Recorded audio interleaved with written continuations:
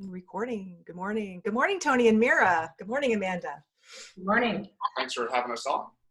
You are welcome. Thank you. Very excited today. We have, this is our first power couple, actually. So, first power couple on our podcast. What's up, Amanda? Tony and Mira Gracia from Industrial Strength in Portland, Oregon. And I'm just going to start with the intro here. Mira is a native New Yorker who moved to Oregon in 2000. She grew up active participating in Tae Keon-Do and gymnastics. She now competes in Olympic weightlifting and holds 4 national and 9 Oregon State Masters weightlifting titles. She is a Strongfirst Team Leader and certified elite in the Strongfirst system, having achieved all kettlebell, barbell, and bodyweight certifications. In addition to her Strongfirst credentials, Mira has many other certifications, including USA Weightlifting, Advanced Weightlifting and Sport Performance Coach, Clinical Weightlifting Coach, Functional Movement Screen Level 2, Ground Force Method Certified Instructor, and is a personal trainer through the National Academy of Sports Medicine. Tony is the head coach at Industrial Strength and is also a Strongfirst Team Leader and elite instructor. He's a first-degree black belt in Brazilian Jiu-Jitsu, and with Industrial Strength has been able to combine his passions for both strength training and martial arts. He's written several articles and is active in assisting and presenting at Strongfirst and other strength and conditioning workshops and clinics around the country. And thank you guys both for joining us today. We're excited to have the opportunity to talk with you. And let me just say, Industrial Strength is one of the nicest gyms in the Northwest, if not the country. It is beautiful. You guys we appreciate great job. Thank you very much. I think you're biased, though. A little bit. I want to visit it. I've seen the pictures. That'd be awesome. Yeah. So tell us what you are doing. You have a great community up there at Industrial Strength, and how are you guys doing it right now? We feel very fortunate that we've got great support from the people that have trained with us, and they understand that this is a situation kind of out of everybody's control right now. And so what seems to be the best plan of action that we're running with is we're just doing, transition to all virtual training, which I think is consistent with what most private facilities are doing. And so we're offering virtual kettlebell classes 6 days a week. We thankfully have a large kettlebell collection at the gym, and so we ended up basically like loaning out a kettlebell to every member who wanted one to the best of our ability, and they just use their one kettlebell and they follow along with the workouts. And we've written a curriculum that we've been following that's designed with that in mind, because we had to pivot, because normally we have access to tons of kettlebells within a workout when we do it in person. And so we've modified that, and it seems to be going pretty well so far. And then for other people, we're offering, more of like a virtual programming if they've got other things that they want to include, or maybe they're not somebody that has chosen to use kettlebells or one thing or another. And so we're just trying to meet people where they're at and just give them the resources, whatever best way we can, to keep engaged with each other, keep their own fitness up, and just stay on track and stay consistent and stay motivated. They're doing well. They're enjoying the virtual as much as they can, huh? Pretty much. Yeah. No, I think it's going pretty well, and people are enjoying that. There's they also kind of log on at the same time and follow along live as best as their schedule allows. They all get archived in case somebody can't make it live and they want to go jump on and do it later on. But it gives some sense of the same community that actually in the gym. Awesome. Very good. Cool. Have you been able to maintain your membership base, providing that, and keep everybody paying, basically? Yeah, I think pretty much everybody who's in a position where they weren't too financially impacted by this has been really awesome about continuing to support us and understanding that we're trying to provide everything that we can right now. And overall, it's been just amazing support from people. And at the same time, we totally get it that if somebody gets their hours cut or their salary cut or their job lost altogether, like, of course they need to make some tough decisions, and the gym might not be something that stays in their budget at that point. And like, we totally get it. Like, no hard feelings there. Like, you just have to make the best decision for the circumstances at the time. Yeah, that sounds, yeah. That's kind of what you're doing too, Amanda, right? Is you switch to all virtual, but then now in Louisiana, they've actually opened gyms. So she gets to start training out of her facility again. Well, that's I cool. have like 3 at a time now, and slowly but surely getting on my kettlebells back. We loaned all of ours out also and kind of did the same thing. And for the most part, everyone did it, but had a lot of my clients have little children and they had to move to homeschooling. So I lost a lot of those people because their whole schedule was really, really bizarre. So Yeah. yeah, but they're coming back now. So what about the jujitsu training, Tony? Is that, I mean, are you able to, I saw, Mira, are you doing jujitsu now with Tony? And is he using you as his training like partner? You know, are you showing drills, or is there things you can do solo in jujitsu, or? Yeah, there you go. Uh, Yeah, I'm basically his demo dummy. It's called a Yuke. Okay. Yuki. Yeah, and I don't really know what I'm doing in any way, shape, or form. And my most proudest achievement so far is being able to tie my belt. But yeah, it's all basic fundamental stuff. Like I've seen it enough where I certainly recognize it. But yeah, like day to day, I'm like, so what are we doing today? What's going on? But I've been having fun, like just kind of learning new things and whatnot. And I know that it gives our jiu-jitsu community who is not able to do anything right now unless their partner or roommate or something like that also does jiu-jitsu, something to watch and look forward to and practice and whatnot. And, Tony can tell you a little bit more about like, the different drills and stuff like that and practicing on your own and stuff. yeah, so jiu-jitsu is incredibly difficult to practice by yourself. There's a few things that you can do, but really it's something that you need a partner in order to get, the true benefits of the training. And so that said, we offer some things that people can try to do if they're in a situation where they don't have a spouse or a roommate or something like that they're living with, that they can at least, watch and learn and understand the concepts. And I demonstrate some movements that they can do as an individual to replicate the techniques that we're going over and what to visualize as they're doing it and things like that. And so that's better than nothing. And then at the same time, what the main intended purpose of this would be is that our assumption is that within a household, there's typically not more than one person that trains jiu-jitsu. So we've been selective about teaching things and teaching them in a way where if I do jiu-jitsu and my spouse doesn't, and she's being very considerate and being like, all right, well, I'll partner up with you just so you can do this stuff. It's very approachable and very beginner friendly, very, safe for an arrangement like that where one person has training experience, the other person doesn't, and they're just sort of, trying to make it work.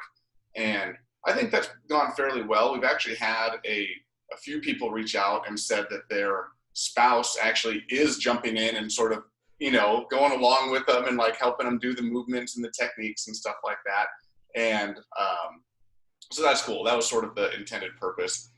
Again, it's all very, very fundamental and very beginner friendly and approachable. It's not a time where trying to do crazy advanced techniques is going to be helpful to anybody, I think, right now. So just keeping it at the most basic level and just trying to make it fun and approachable. You may double your clientele on that. Yeah, you never know. Start having some roommates and spouses come on in after this. Well, what about Olympic weightlifting, Mira? That's probably a little easier to train on your own if you have the barbell and the bumper plates. Maybe, but are you getting some coaching? Are you able to coach people with that right now, virtually or programming at least? Not here in Portland. Well, I'm not able to coach anybody here in Portland because most people live in apartments. They don't have, homes with garages here most of the time. And so there's just no physical space, right? Because doing something living in a 6th floor apartment, weightlifting barbell wise, not a good idea. And so that has definitely stalled.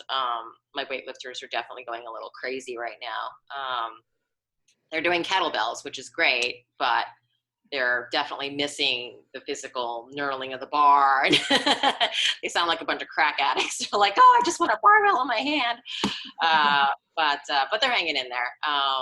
But I obviously have the luxury of, I have my own equipment, and I've got a garage gym as well. And so, my training outside of dealing with additional COVID stress has been fairly uninterrupted, so I'm still able to get on Zoom practices and things like that with my teammates and still practice. So I'm definitely very fortunate, and I recognize that 100%.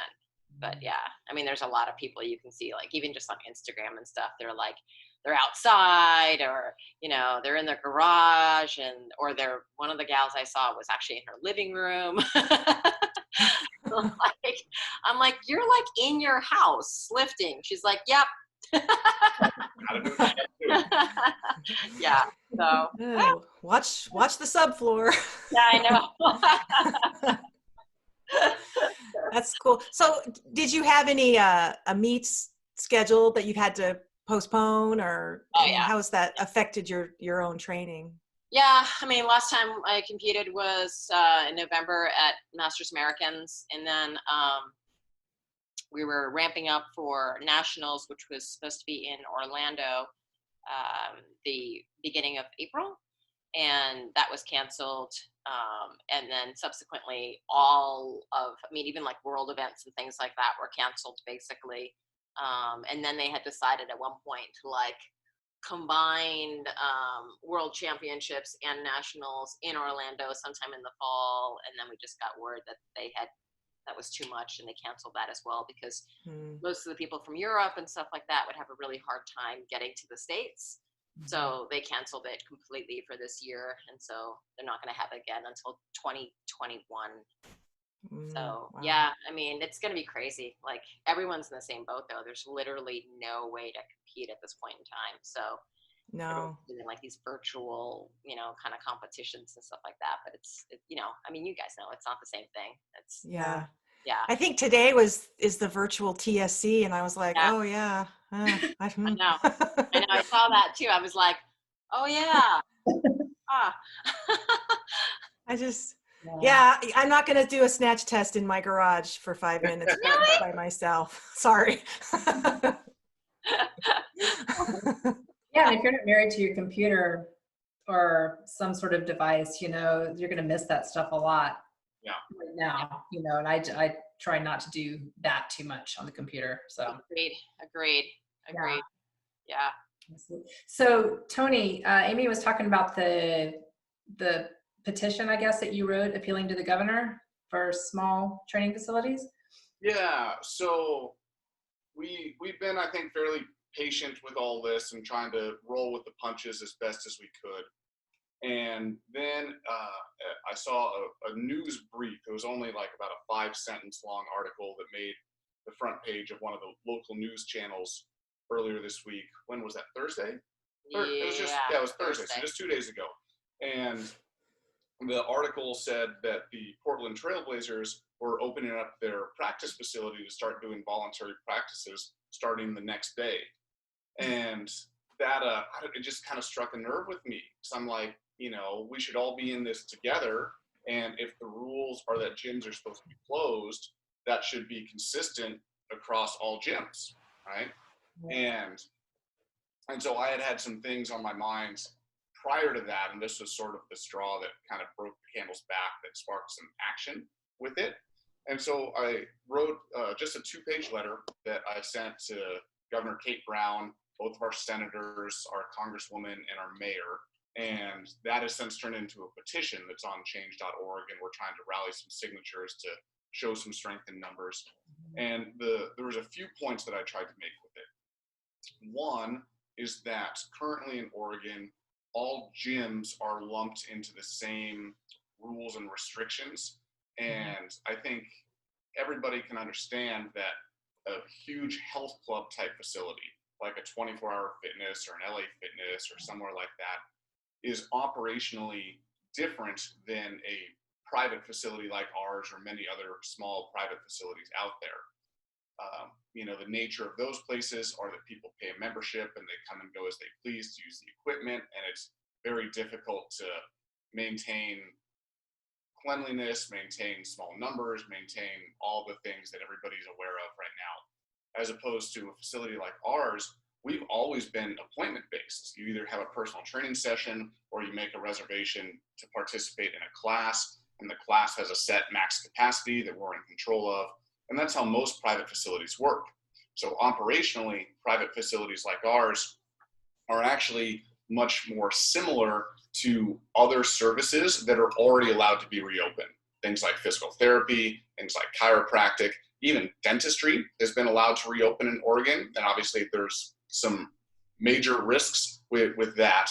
And so all of those things are allowed to reopen, and operationally, one-on-one personal training and the types of things that we do is just like that. And I would even argue that personal training is safer than those things as far as risk to the virus, because those things are either always hands-on or are largely hands-on, where the service provider is in physical contact with the patient that they're seeing. And if you contrast that with personal training, we're almost always hands off. We're not physically touching the person that we're training the whole time. So that's I think a very important difference with that, and something that I think should be brought to the attention of the decision makers here.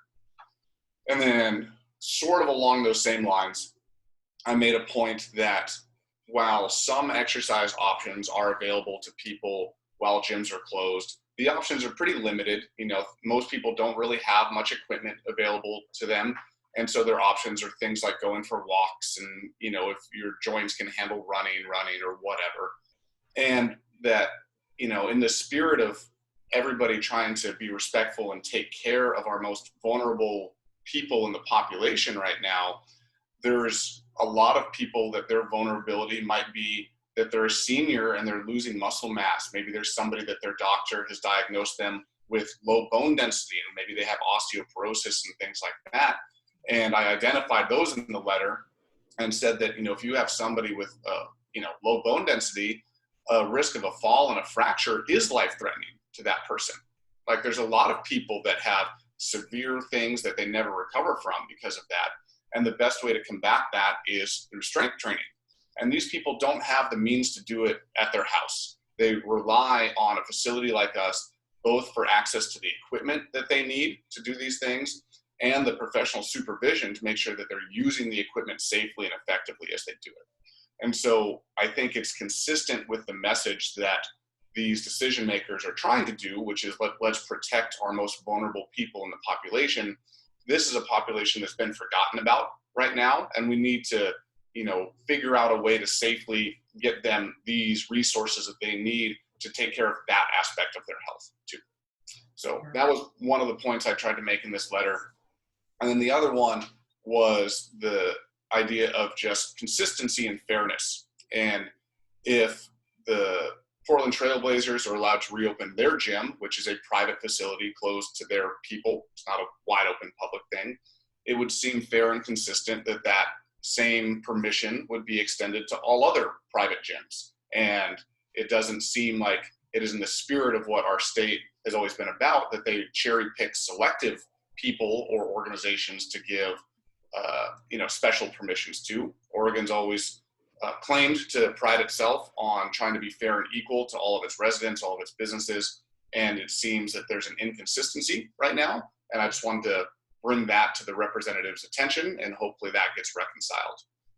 And then I made one other example of the same inconsistency, where in our governor's initial executive order that mandated the closure of all the businesses, she highlighted actually some examples where if a business could operate by appointment only, they were allowed to stay open. And it was just sort of this walk-in thing that they had to close.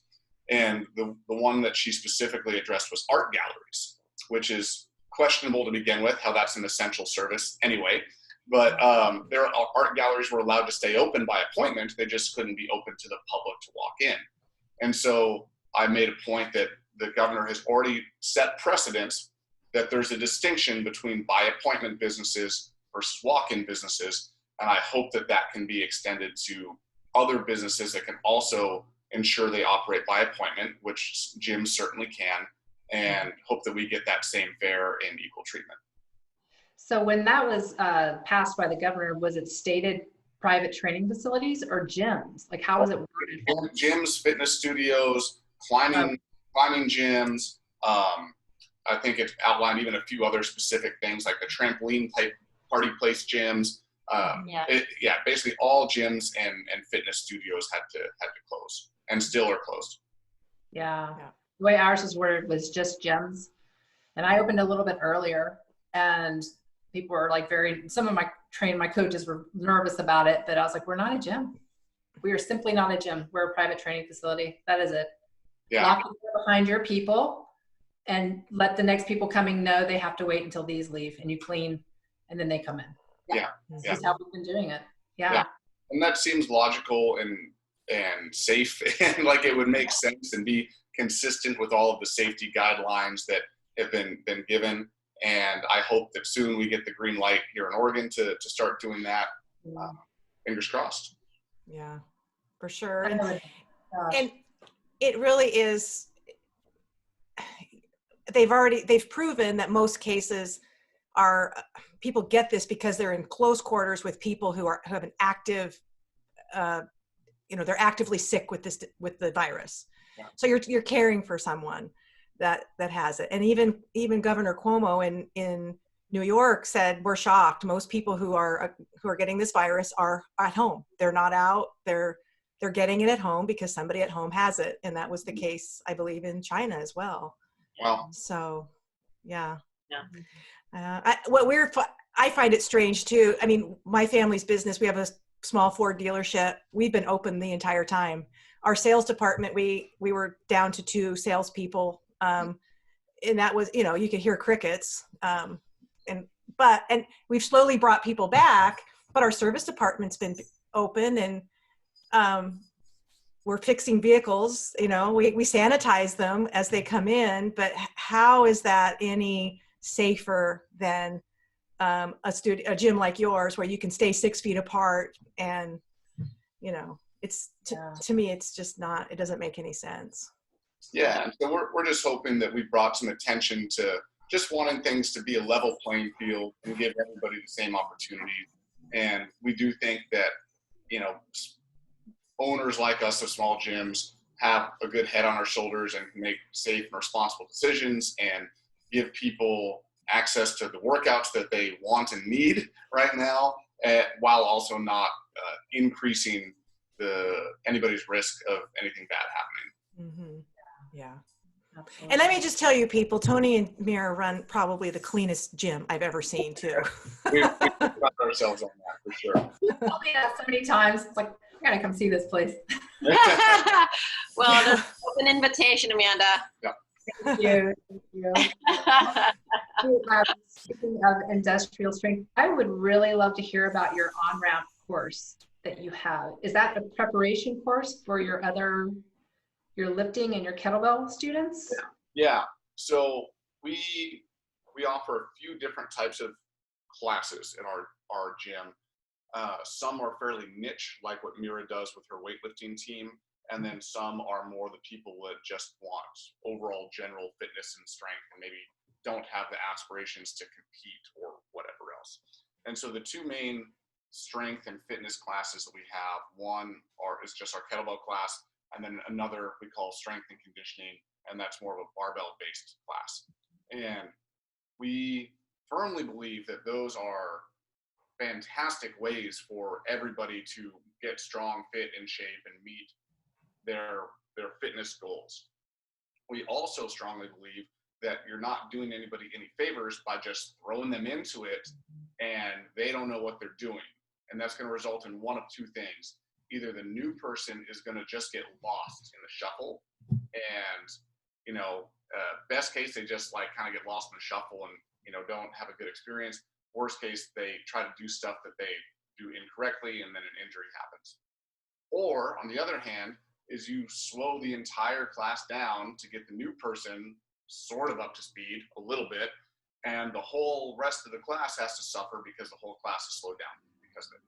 And so what we want to do is we want to be able to run our workout programs like a workout where you come in and we're able to meet the tempo that we want to meet. We're able to get the lifting done that we want to get done. And we want people to be able to do that safely when they get in. So our solution has been that when somebody wants to try the gym out, what they do is they start our on-ramp program, which is what you just mentioned. And that's a program that we run every calendar month. And just like in school, you would start school with your classmates in the fall. You all take the same curriculum until the spring, and you sort of graduate together as a graduating class. That's what we do, but every month with our on-ramp program. So it's typically meets 3 times a week. So you get about 12 classes in the calendar month. And it takes you from no kettlebell experience up to at least a usable level of safety and proficiency with our 6 main lifts, right? Swings, cleans, snatches, Turkish get-ups, military presses, and squats. And then, and kettlebells, I think, have we spend most of the time on kettlebells because that is our most popular class and we get most people wanting to get into it. And also the learning curve of kettlebells requires lots of exposure and lots of attention, especially to cover that many lifts with it. And then with our barbell program, typically we focus a 3-month training block on 2 lifts at a time, like an upper body lift and a lower body lift. And so we also get them some exposure to those lifts in that month as well. And so by the time that they're done with it, they've got a usable level of technique on all of the lifts where they can do it, relatively safely to the point where they can start participating. They know what the lifts are called. So when the coach says, all right, guys, we're going to go do, Turkish get-ups today, they know exactly what that is, how to do it. And we also have a process of helping people determine what weights to use in the classes, because that's a huge part of succeeding in your fitness program as well. If you use too light of a weight, then it's probably going to be ineffective and you're not going to get the results that you're looking for. If you use too heavy of a weight, that has its own set of problems, right? And so we want to try to find this sort of sweet spot in the middle to start you at. And then as you get stronger, then we assess where you're at. And if we want to, make changes to the weights that you use on certain exercises and stuff like that. So in that on-ramp, we cover all of those things and just try to get people ready to a point where they can start participating in classes and hit the ground running once they get into the workout classes. Cool. So it lasts a month, you said? Yep. So the on-ramp lasts a calendar month. And then after that is when they would start participating in like the regular workout classes after that. That's cool. That's cool. And do you guys teach that, or do you have another coach that does it for you? Our coach Adam typically takes the bull by the horns with that one. So he's also a Strongfirst Elite Certified Instructor and has been with us for 3.5 years now or something like that. 4. Yeah. So he's been with us for a long time and is an extremely qualified instructor and somebody we have a lot of trust in. And he knows what we're looking for, right? And so he knows sort of what the goals of the program are, and we trust him to use his judgment to help, steer each individual in the right direction with it. So he's the main instructor for it. And one thing we've actually recently started doing is borrowing some ideas actually from the martial arts sort of style of teaching, where as this program has gotten big and we might have 10 people going through it in a month, that's a lot of new people to work with all at once for Adam. And so what we've done is invited a few of our most experienced kettlebell students that take our classes to sort of assist him. And so they get a few, maybe every Monday, it's like my turn to go assist Adam or whatever the case may be. That way we get an extra set of eyes in there. Adam gets a little bit of assistance. And I think the students really enjoy the ability to sort of teach and give back. And it kind of lets them see how far they've come, because now they've done this for so many years and they're so good at this stuff. It's like the back of their hand. And, they're like, wow, that's like where I used to be. So it's a little bit of a fun and eye-opening experience for them. That's a great idea. Yeah. Really cool. We really like it. We've been running it for about a year now, and we keep tweaking it to the current needs of how things are. And after this whole thing, we'll probably tweak it some more to our current needs. But overall, we like the spirit of it, and it's something I think that we're really going to stick with. That's cool. Great. Now you guys also have the kind of your Wall of Fame board, different different benchmarks for people. And then once they hit, say, and I can't remember exactly what they are, but you want to talk about that? Because that's really cool. I've noticed that every time I've been, and it's fun to see the people achieving these kind of these standards, and it builds community, I think. Yes. Yeah. I can maybe tackle this one, then I'm going to have to excuse myself. I've got to do a little virtual session, and then you guys stick with Mira for the rest of it. So I'll quickly tackle this one and then excuse myself. So things do change from time to time. And one of the ideas with it is that my experience, having done, 13 years or so in this industry full time, is that most people, when they get started with a workout plan, they don't really have a goal. They just don't like where they're at, and they just want to get fit, get in shape, get better. And they don't really know what that means. All they know is they don't like where they're at. And so we found it helpful to help people pick some goals to work toward that are not something you can walk in and do within your first few months. But if you stick with something for a year or 18 months and you put in the consistent work to get there, then it's something that is achievable for most people as long as they put in the work. And one example that I imagine most of the audience here will be familiar with are the simple standards from Pavel's Simple and Sinister book. And so that is one of our benchmarks on the board, is achieving that sort of simple standard.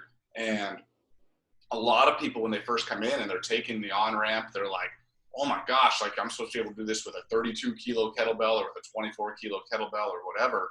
And we're like, just give it time. Like, don't be in a rush too much, but yes, eventually, if you stick with this, you probably will. And we've had huge success with that, and have helped tons of people get to that mark. And it's really rewarding for them to see their name go up on the board and accomplish this thing that back in the on-ramp, they never thought that they'd ever be getting to, and stuff like that. And so it's been pretty cool. And the goals that we set change from time to time to reflect sort of how we're running the different programs and stuff like that. But overall, that's the spirit of it. It helps build community. It helps people stay focused and on track to their goals, and offers a nice benchmark for the progress that they've made over time. Nice. Cool. All right. I do need to excuse myself. Thank you so much. Mira, don't say anything bad about me behind my back. All right. Thank you guys so much. We will. Now the secrets come out. Exactly. Thank you, Tony. Thank you. Awesome. So do you run the weightlifting team, Mira, at your gym? Yeah, I do. And so not everyone competes.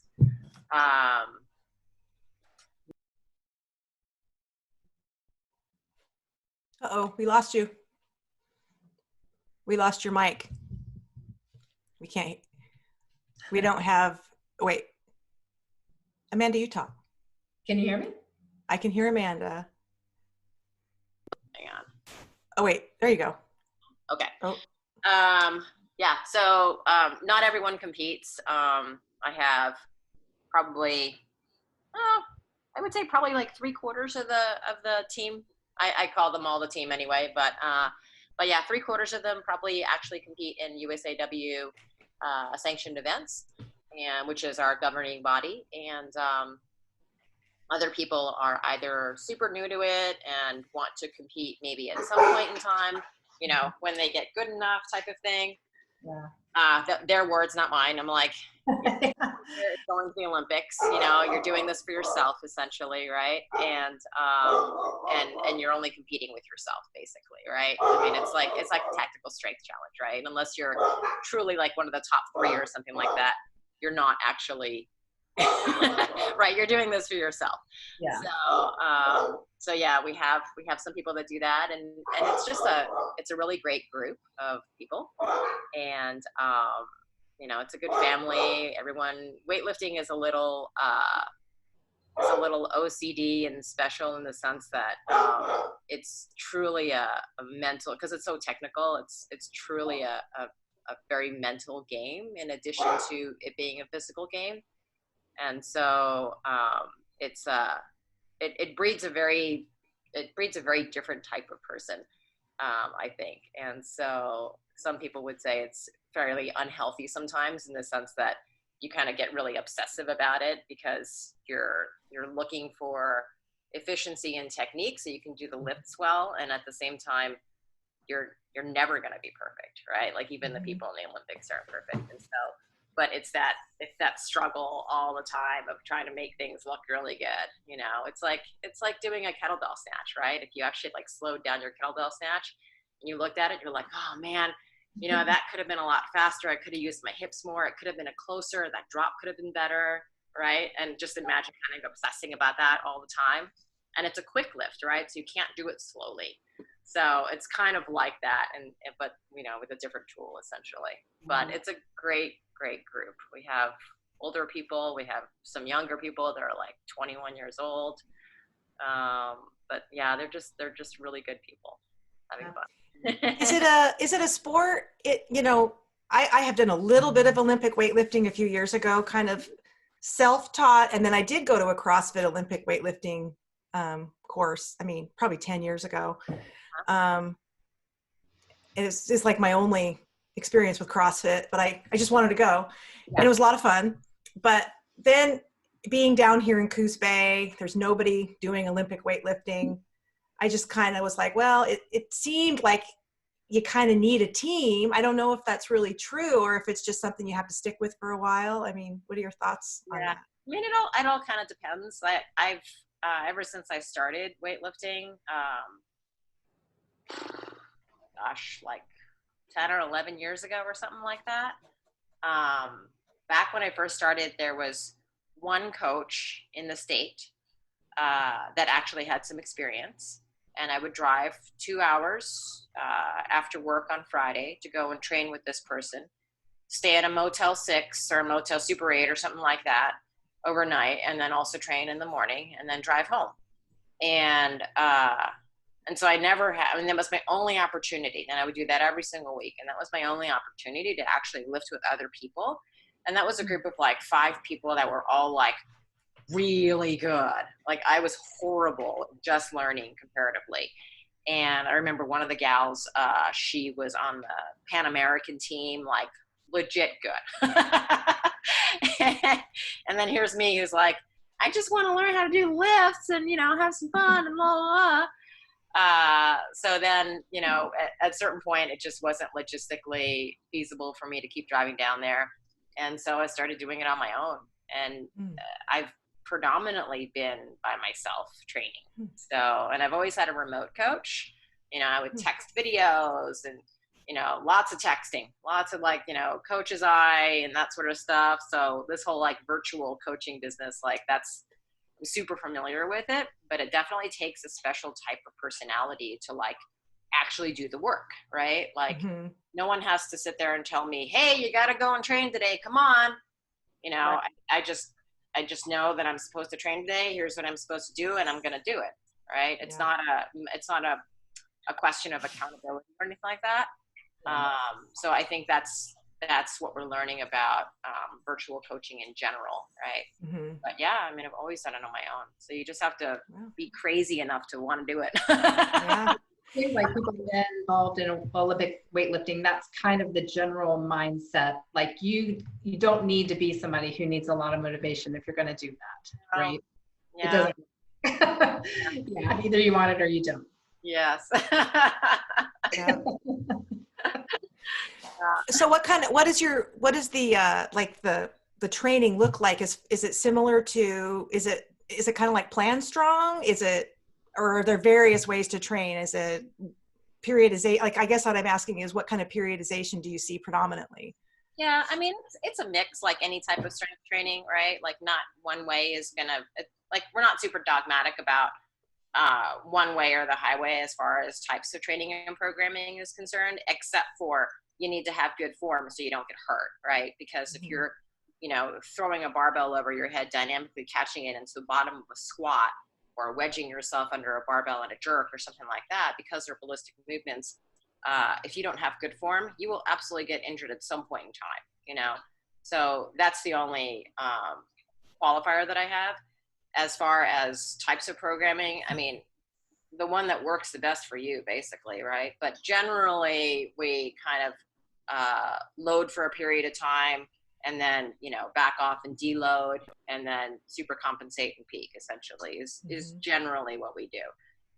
Sometimes we will do things like, and this is pretty common in weightlifting, where you'll train 3 or 4 days a week, and then on Saturdays it's like a traditional like heavy day, essentially.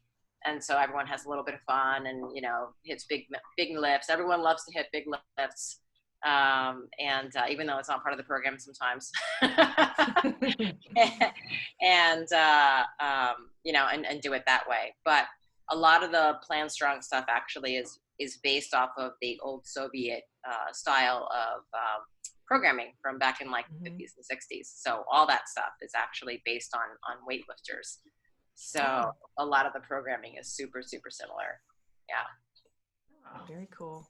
Yeah. Do you have to, I'm asking all these questions and I'm genuinely very curious. So sometimes you'll see people training with blocks, like, so the Olympic weightlifting is a snatch and the clean and jerk. How much of that variety does a person need in terms of training? Do you have to invest in blocks? Do you have to invest in a lot of like extra stuff, I guess? Yes and no. It all depends on whether or not it's going to help you get better at the lifts, right? It's all a race for technical efficiency and strength, right? So I need a strong back, strong set of legs, right? Just to be able to even do the lifts, right? But then I also need to be technically proficient, and that's the long game, right? Like you could do something 10,000 times, right? And then maybe you're good enough at it, but then if the weight changes or whatever, your body's going to move differently, right? Like you snatching a 16 kilo kettlebell looks really different than you snatching a 24 kilo kettlebell, right? Yeah. And so that's always the game, right? And so when it comes to fixing technique, there's a lot of different tools and a lot of different types of accessory lifts that you can use and incorporate as part of your program to ultimately help you get better at the competition lifts, which is the snatch and the clean and jerk. So if you're looking at like pull blocks, like ones that are set the bar above your knee, at the knee, below the knee. Sometimes you'll see people pulling like just 1 or 2 inches off the floor. Sometimes you'll see people with higher jerk blocks, things like that. I mean, these are all super nice to have things, but you can get away with not having them. I've never had jerk blocks. It's like this running joke now, how I really want jerk blocks. Mostly so I don't die one of these days, but they're very expensive. They're upwards of like $1,500, and then all the shipping and stuff like that on top of it is, it's kind of expensive. But yeah, I mean, you don't have to have them. No, not at all. You could just, back in the old days, I didn't have them. They just, right. They just did what they did, and they were really strong back then too. So, sure. Yeah, well, I think it's one of the most beautiful sports to watch, is Olympic weightlifting. It's just like, what? I just can't believe it. Yeah, someone actually called it the ballet of power sports, because you can see, like I love watching the small people in general, right? So you can see someone who weighs, 105 pounds, right? 48, 49 kilos, and snatching, 90 kilos above her head, like just fathoming, double body weight, pulling off the ground, and then somehow it gets over their head. It's just the most amazing thing, right? Just in terms of physics of accelerating that much weight so that it ends up over their head. It's kind of crazy. It is. Yeah. Well, and then when you see it slow motion, it's just yeah. You're like, how? I don't understand. How tall are you, Mira? Huh? How tall are you? Too tall for weightlifting. 5'4". 5'4". Yeah. Okay. Yeah. Yeah, you're very small, and I've seen the way you lift. Very impressive. Yeah, it's something that has this wonderful way of making you cry and feel completely worthless to on top of the world and, you know, feeling like you could do anything. Yeah. Yeah. It's that duality. That's come up. This is the third podcast in a row that feeling that we've talked about that though, where when something happens and you are overcome with emotion and cry, and we've all experienced it in different things. And it's cool. Yeah. Yeah. Amanda and I both cried. We bend nails. But when we hit a significant nail, and we weren't together when we did this, but we both were like, yeah, I cried when I bent that yellow nail. And she's like, oh, me too. That's insane. I've seen you guys both do that on Instagram. That is crazy. That is very cool. It's so fun. It's so addictive. I think that's awesome.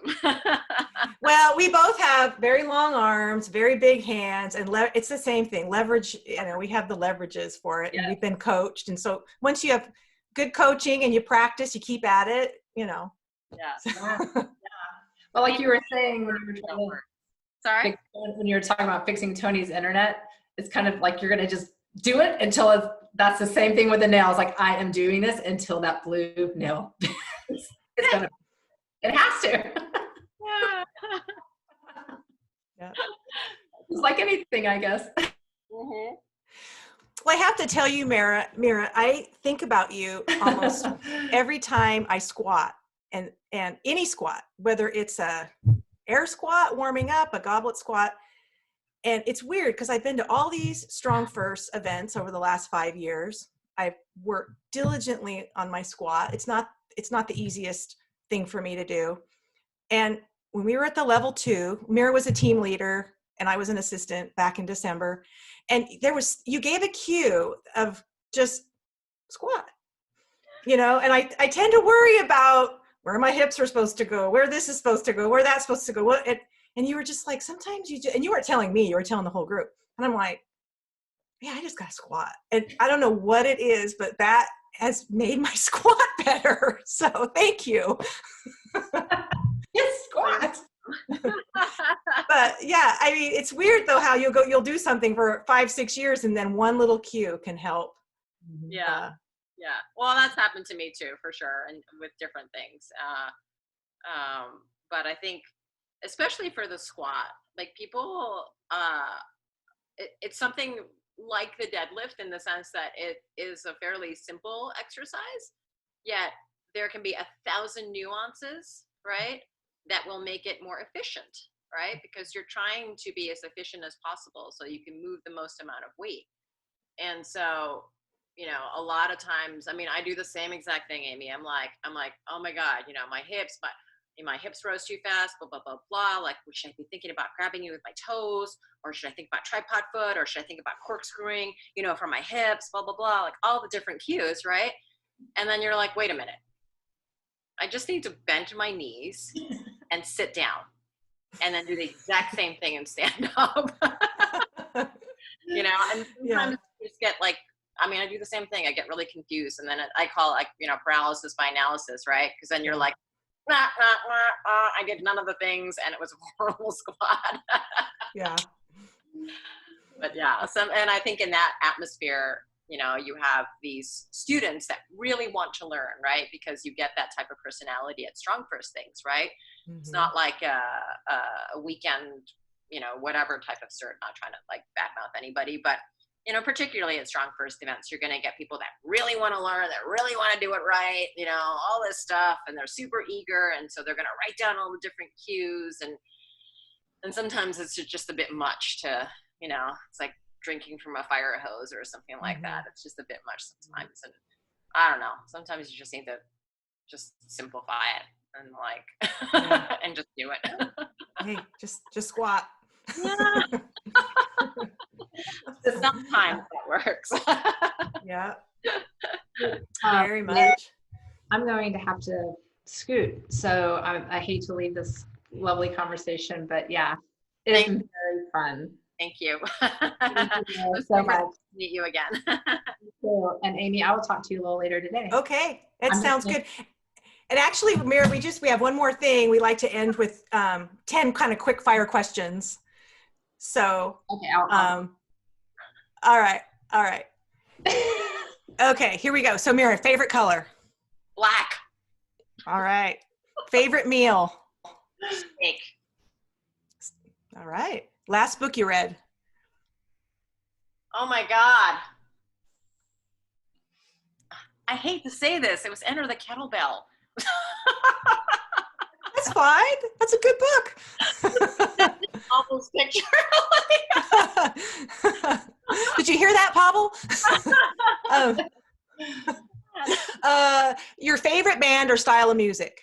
Oh my God. Probably Rage Against the Machine. Cool. The last movie you watched? Oh my God. Shoot, what did we just? Bad Boys 2. Tony. Oh, I'm sorry about my dog too. Okay, so something you procrastinate. Programming. Okay. Favorite animal? Dogs. Homer. Dogs. Yeah, yeah. Come here. Come on, Homer. Don't bark. Here. All right. You listen. A hobby or interest people listening may not know about. I like the garden, actually. Very cool. Yeah, it's a small one, but I like the garden. Yeah, good. Your favorite vacation place? Oh, one that I've been to or one that I haven't been to yet? Either one. It's your choice. See, I've always wanted to go to Russia and like check out the old weightlifting places. Yeah. That would be like my dream. Cool. That sounds awesome. Okay, something people may get wrong about you. I'm super friendly. Well, I knew that. All right. And she is. She is America. She is people. All right, Mira. Well, this was super fun. Thank you so much for taking the time today. Yeah. Thank you so much for having Tony and I apologize again about all the technical difficulties this morning. No It's worries. okay. Yeah. So what we're going to do, since we had 2 today, is I'm going to put this one up probably Tuesday or Wednesday. Cool. Awesome. And I'll send you the links and yay. Yeah. All right. Oh, Well, have a great rest of your day. Okay. Thanks, Bye. Meryl. Bye, Amy. Okay. Take care. Bye-bye. You guys have a good one. Bye. Yeah. Goodbye, everyone.